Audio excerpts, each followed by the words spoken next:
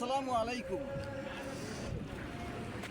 আমি একজন ফেরিওয়ালা, অবসরে কবিতা লিখি।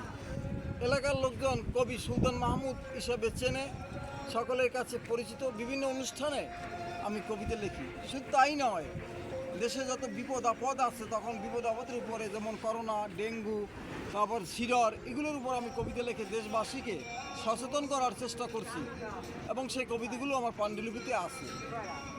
এবং যতটুকু সম্ভব জনতার খেদমত আমি নিয়োজিত আছি। আমি অত্যন্ত দরিদ্র থাকায় আমার রিজিকের ব্যবস্থা হয় গামছা, তোয়ালে এবং শীতের সময় কিছু শীতের পোশাক। এই নিয়ে আমি কোনো রকম ঘুরি, তার থেকে আল্লাহ যা দেয় আমার সংসার ভালো চলে। আপনাদের দেশবাসীর শুভ কামনা করি। হাতে ওগুলো কি? এই হাতে এইগুলো আমার এগুলো আমি গতদিন টিএনও সাহেব বিদায় হবে, মনিরুজ্জামান, তার উপরে একটা কবিতা লিখছিলাম, সেটা আমি জনগণকে উপহার দিচ্ছি। টিএনও সাহেবকে উপহার দিচ্ছি আমার স্বরচিত কবিতা। আচ্ছা আচ্ছা, তিনি অত্যন্ত খুশি হয়েছেন।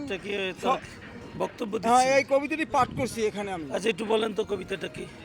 কবিতাটা তো এইভাবে বলা, পড়িয়ে বলতে হবে। আচ্ছা, একটু বলা যাবে না?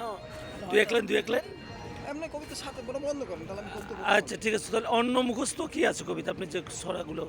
আমার অন্য কবিতা মুখস্থ, যেমন স্কুল নিয়ে কবিতা লিখছি। হ্যাঁ, সুন্দর সুন্দর। দেশের সব বাচ্চাদের নিয়ে একটা কবিতা লিখছি, যে কবিতাটি একজন নির্বাহী কর্মকর্তা প্রত্যেকটা স্কুলে বিতরণের সুযোগ করে দিয়েছিলেন। আমি স্কুলে আপনি কবি হিসেবে কোনো কবিতা কি এখন বলার মতো আছে? হ্যাঁ, ইনশাল্লাহ আমার বলার মতো কবিতা বহুত আছে, তবে আমি একটা বলতেছি। স্কুল কবিতা। শিশুরাই জাতির ভবিষ্যৎ, কথাটি চিরসত্য। বোর হলে বই হাতে স্কুলে যাবে নিত্য।